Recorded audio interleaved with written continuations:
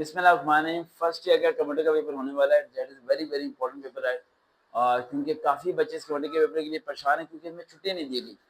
आज ट्यूसडे है और आज बच्चे पेपर दे के आए हैं इस्लामियात का, और कल है वेडनेसडे और कल ये पेपर होने वाला है कंप्यूटर का लोअर बोर्ड का। ये बुक आपको नजर आ रही होगी। अब इसमें हमने करना क्या है, हमारे पास सिर्फ आज की रात है और कुछ भी नहीं है। तो अब मैं अगर कहूँ कि पूरी बुक याद करने तो बड़ा मुश्किल हो जाएगा, आपके लिए कवर ही नहीं हो पाएगा। तो मैं आपको बताता हूँ थोड़ा सा। बिस्मिल्लाहिर्रहमानिर्रहीम। Chapter number 3 data communication. Chapter number 3 data communication, जिसमें sender, receiver, medium, protocols, TCF, ये सब चीज़ें उसके अंदर मेंशन है। ये सारे के सारे आपने याद करने हैं।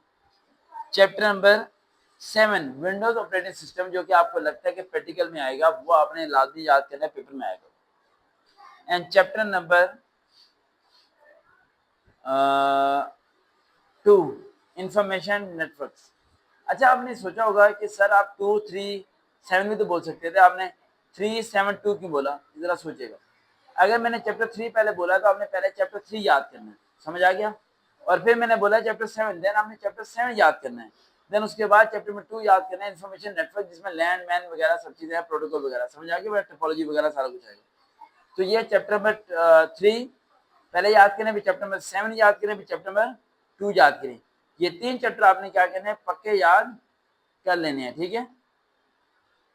क्या करना है, याद करें 3 चैप्टर। इन 3 चैप्टर को पक्का याद कर लेंगे आप, और उसके अलावा पूरी बुक शॉर्टकट से याद कर लेंगे, तो आप कहीं ना कहीं अच्छे नंबर से पास हो जाएंगे।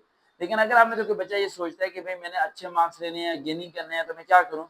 तो बेटा आप लोग इन 3 चैप्टर के साथ 2, 3 और 7 के साथ साथ आप 2023 और 2024 कि दोनों साल के पेपर सुबह के और दोपहर के अगर आप याद कर लेते हैं तो आपके अच्छे खासे नंबर आ जाएंगे। तो ये सिंपल सा मैंने शॉर्ट फॉर्म आपको बता दिया। अब इसे आपको कवर करना आपका काम है।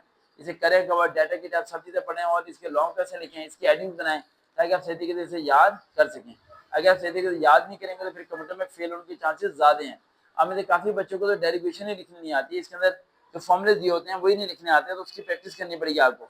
एमसीक्यू सारे के सारे इसके जो होते हैं वो एक्सरसाइज से आएंगे, एक्सरसाइज से बाहर एमसीक्यूज नहीं आएंगे, और फिल इन द ब्लैंक जो इसमें दी हुई है वो एमसीक्यूज की शक्ल बन के आएंगे।